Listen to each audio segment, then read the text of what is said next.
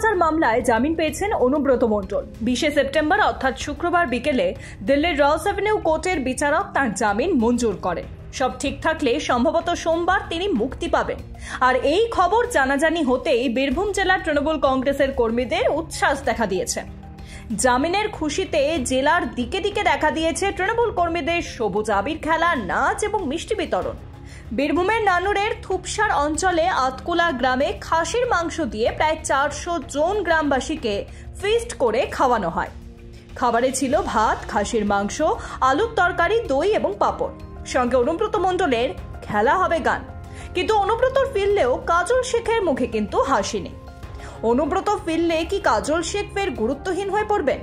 আর এই প্রশ্নই কিন্তু ঘুরপাক খাচ্ছে বীরভূমের রাজনৈতিক মহলে। 2022 সালের 11ই আগস্ট গরু পাচার মামলায় গ্রেফতার করা হয়েছিল অনুব্রত মণ্ডলকে।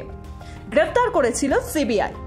আবার এই একই মামলায় 16ই নভেম্বর তাকে গ্রেফতার করেছিল এনফোর্সমেন্ট ডিরেক্টরেট। সেবার একেবারে বীরভূমের বাড়ি থেকে গ্রেফতার করা হয়েছিল অনুব্রত মণ্ডলকে। আর এবার সিবিআই এর পর ইডির করা মামলাতেও জামিন পেলেন অনুব্রত মণ্ডল। আবার এই একই মামলায় দিল্লিতে জিজ্ঞাসাবাদের জন্য তলব করে গ্রেফতার করা হয়েছিল অনুব্রত কন্যা সুকন্যা মণ্ডলকেও। তিনিও এতদিন তিহার জেলেই বন্দী ছিলেন।